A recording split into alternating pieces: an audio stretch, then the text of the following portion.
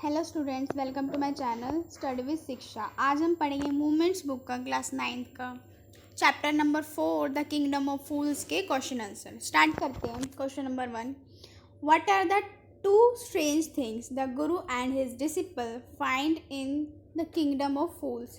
कि क्या जो इसका मतलब हुआ कि दो अजीब चीज़ें उन्होंने क्या फाइंड करी कि इन्होंने गुरु और उनके शिष्य, डिसिपल का मतलब शिष्य होता है, शिष्य, उन्होंने क्या ऐसी दो स्ट्रेंज चीज़ें वहाँ देखी किंगडम ऑफ फूल्स में।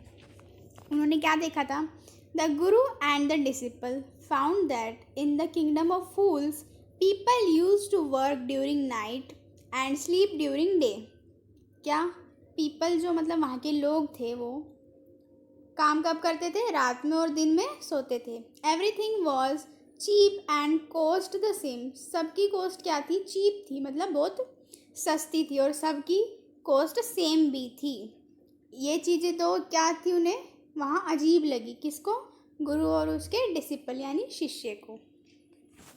नेक्स्ट क्वेश्चन है, why does the disciple decide to stay in the kingdom of fools? Is it a good idea? कि जो डिसिपल था उसने ऐसा क्यों डिसाइड किया कि वो किंगडम ऑफ फूल्स में ही रहेगा? क्यों डिसाइड किया, और क्या ये गुड आइडिया था? चलो मैं इसकी स्टोरी बताती हूँ आपको। जो वो था डिसिपल, उसको खाने पीने का बहुत शौक था, और उसे दिखा कि यहाँ सारी चीज़ें बहुत चीप प्राइस में मिलती हैं, इसलिए उसने वहाँ रहने का डिसाइड किया। किसने? डिसिपल ने। क्योंकि वो कैसा था? ऐसा मोटा था वो। चलो इसका आंसर देखते हैं अब। The disciple decided to stay in the kingdom of fools because everything was cheap there. क्या थी वहाँ? सस्ती थी सब चीज़ें। And all he wanted was good cheap food. वो उसे क्या चाहिए था? अच्छा और सस्ता फूड चाहिए था बस। मैंने बताया क्योंकि वो बहुत मोटा था, उसको खाने पीने का शौक था बहुत। It was not a good idea to stay there. और ये गुड आइडिया नहीं था वहाँ रहने का for a long time because of the unpredictable, मतलब कभी भी कुछ भी कर सकते हैं। अनप्रिडिक्टेबल मतलब बिना कुछ बताए कुछ भी कर देना। बिहेवियर ऑफ फूल्स, क्योंकि वो पागल थे, बिना कुछ बताए कुछ भी कर देते थे किसी भी वक्त। कौन? किंगडम ऑफ फूल्स में जो भी लोग थे, और वहाँ का राजा था, जो भी उसके मंत्री थे, सब फूल्स थे। तो इसको एक बार रीड कर लो। The disciple decided to stay in the kingdom of Fools because everything was cheap there. वहाँ क्या थी? सस्ती थी। And all he wanted was good cheap food.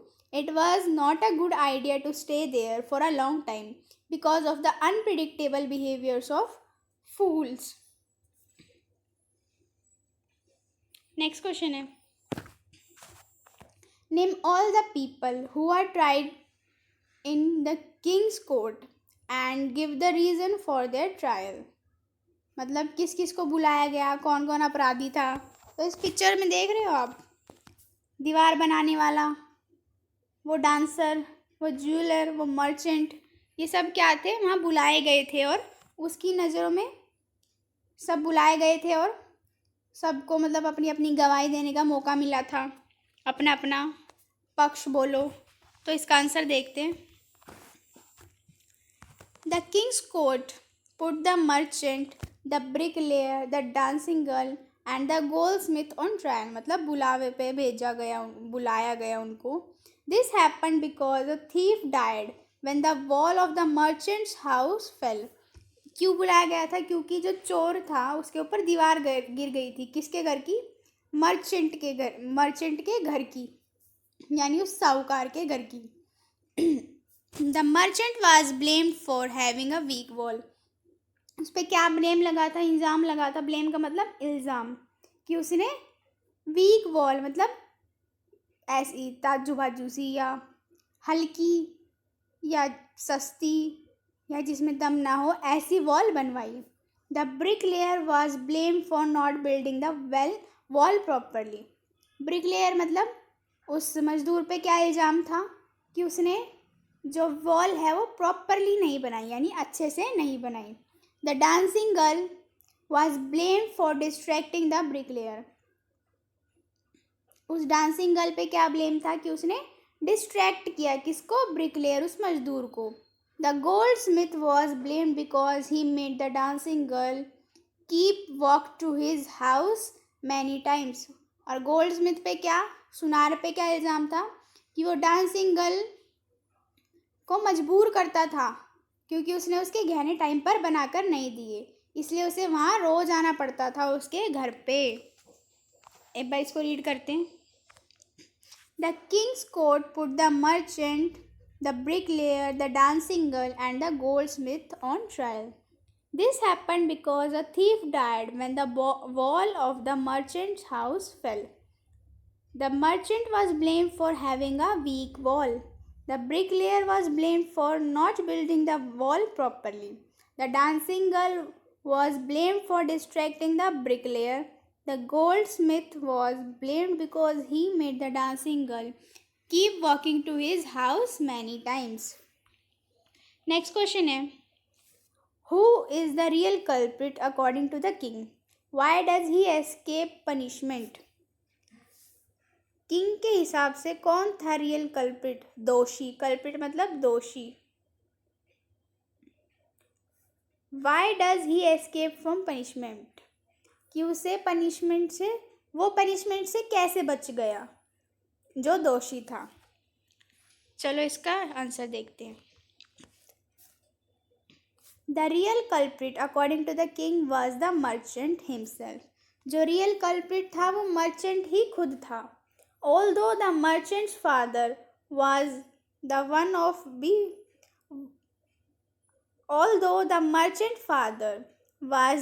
one to be blamed, the person to be held punished was the merchant, as the merchant father was already dead. क्या? लेकिन असली culprit कौन था? मर्चेंट के फादर। लेकिन किसी को तो पनिशमेंट मिलनी थी उनके बदले, तो इसलिए उसको, मर्चेंट को मिली उसके फादर के बदले पनिशमेंट, क्योंकि वो मर चुके थे, already dead. And someone had to be punished for the crime. किसी को तो पनिशमेंट मिलनी थी क्राइम के बदले में। He escape punishment because he is too thin to be executed on the stake. वो बहुत पतला था फिट होने के लिए। किसमें? स्टेक में। एग्जीक्यूटेड मतलब, एग्जीक्यूट का मतलब सजा सुनाना मौत की, सजा सुनाना मौत की। इसका आंसर देखते हैं। The real culprit according to the king was the merchant himself. Although the merchant father was the one to be blamed, the person to be held punishable was the merchant. Punishable कौन था? merchant. As the merchant's father was already dead, क्योंकि merchant के father already dead हो चुके थे. And someone had to be punished for the crime. किसी को तो punishment मिलनी थी उनके crime के बदले. He escapes punishment because he is too thin to be executed on the stake. चलो next question देखते हैं. What are the Guru's word of wisdom? When does the disciple remember them? कि गुरु के वर्ड क्या थे? वो समझदारी भरे। विजडम मतलब समझदारी। गुरु के क्या वर्ड थे? When does the disciple remember them? कब वो उसके शिष्य को याद आए उनके वर्ड्स? किनके? गुरु के। इसका आंसर देखते हैं। द गुरु हैड वॉन्ड। गुरु ने उनको वॉर्न किया था, मतलब चेतावनी दी थी पहले ही। किसको? डिसिपल को। This is a city of fools का क्या कहा था? This is a city of fools, ये पागलों की नगरी है। You never know what they might do next. तुम्हें कभी नहीं पता चलेगा ये अगला कदम क्या उठाएंगे या फिर ये कब क्या कर दें। The disciple remembered these words when he was ordered to be executed, even though he had done nothing wrong. मतलब उसे कब याद आया? जब उसके ऑर्डर आया उसे बुलाने का, मतलब समन आया, बुलावा आया। किस लिए? मौत की सज़ा का। द गुरु हैड वॉर्न्ड, गुरु ने वॉर्न किया था किसको? डिसिपल को। This is a city of fools, you never know what they might do next. The disciple remembered these words when he was ordered to be executed. कब याद आए उसे word? जब उसे मौत की सज़ा सुनाई गई थी, जबकि उसने कोई गलती भी नहीं की थी। इवन दो का मतलब he was chosen for execution just because he was fat enough to fit on the stake। किस लिए उसे सज़ा सुनाई गई थी? क्योंकि वो स्टेक में फिट हो सकता था बस, इसीलिए उसे वो सज़ा सुनाई गई। किसको? डिसिपल को। एक बार इसको रीड करते फिर से।